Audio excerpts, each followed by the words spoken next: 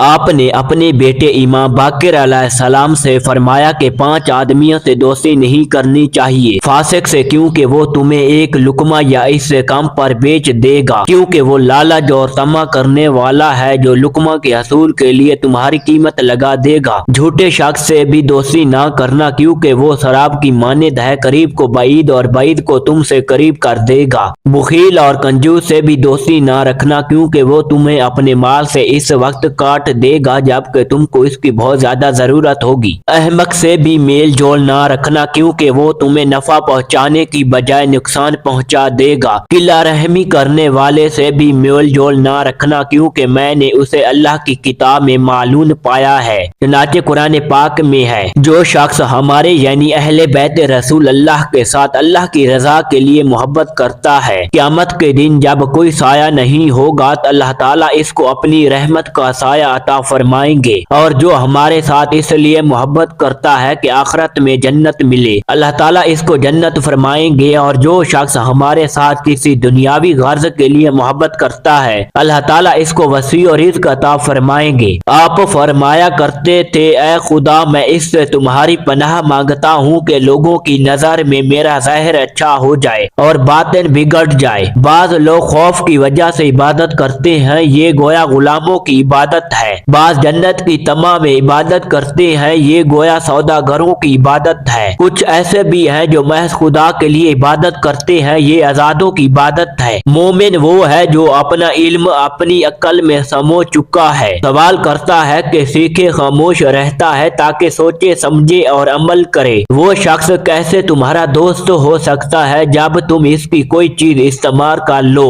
اور اسے خوشی نہ ہو؟ آپ فرمایا کرتے تھے کہ میرے بھائیو، میں تمہیں آخرت کے گھر کے بارے میں وصیت کرتا ہوں، دنیا کے متعلق نہیں، کیونکہ اس پر تو آگے ہی حریص ہو۔ کیا تمہیں وہ بات یاد نہیں جو عیسیٰ ابن مریم نے اپنے حواریوں سے کی تھی کہ دنیا ایک پل ہے، پس اسے عبور کر لو، اس کی تعمیر شروع کرو۔ نیز فرمایا، تم میں سے کون ہے جو دریا کی موج پر گھر بنائے؟ یہ دنیا قرار کی جگہ نہیں ہے۔ امام باقر علیہ السلام سے روایت ہے کہ محمد بن مسلم بن شہاب ظہری امام زین العابدین علیہ السلام کی خدمت میں حاضر ہوئے اور ظہری نہایت ہی غمناک تھے۔ امام زین العابدین علیہ السلام نے غم کی وجہ دریافت فرمائی۔ عرض کیا، گناہ سرزد ہے جس کی وجہ سے پریشان ہوں۔ فرمایا، ظہری نا امید کیوں ہوتے ہو؟ اللہ کی رحمت تمہارے گناہ سے بہت زیادہ وسیع ہے۔ ظہری نے عرض کیا کہ مجھ پر جو نعمتیں ہیں ان پر لوگ حسد کرتے ہیں، اور جن سے میں نیکی کرتا ہوں وہی میرے خلاف ہوتے ہیں۔ تو امام زین العابدین علیہ السلام نے فرمایا، اپنی زبان کی حفاظت کر کے اس ذریعے سے تو اپنے بھائیوں کا مالک بن جائے گا۔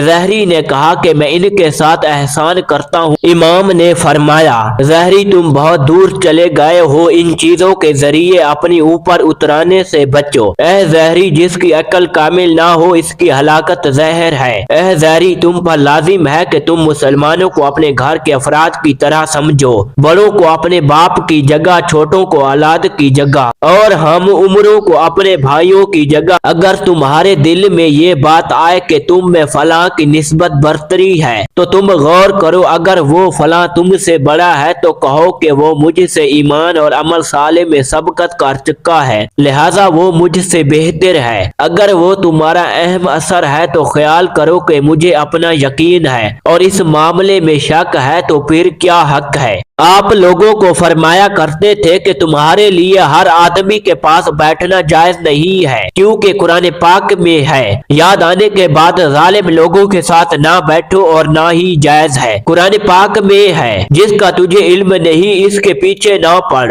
قرآن پاک میں ہے، بے شک کان اور آنکھ اور دل ان سب سے ضرور سوال ہوگا۔ امام زین العابدین علیہ السلام فرمایا کرتے تھے کہ تم میں سے جو کسی مسلمان بھائی کی ضرورت پوری کرے گا اللہ تعالیٰ اس کی 100 ضرورتوں کو پورا کرے گا، اور جو کسی کی مصیبت دور کرے گا اللہ تعالیٰ قیامت کے دن اس کے مصائب کو دور فرمائے گا، جو کسی مظلوم کی مدد کرے گا اللہ تعالیٰ پل صراط پر گزرتے وقت اس کی مدد فرمائے گا، جو کسی بھوکے کو کھانا کھلائے گا اللہ تعالیٰ اس کو جنت کے پھلوں میں سے کھانا عطا فرمائے گا، جو کسی ننگے کو کپڑے دے گا اللہ تعالیٰ اس کو قیامت کے دن کپڑے مرحمت فرمائے گا، اور جو کسی بیمار کی بیمار پرسی کرتا ہے تو فرشتے اس کے لیے بھی دعا مانگتے ہیں اور اس کو جنت की बशارत भी देते हैं।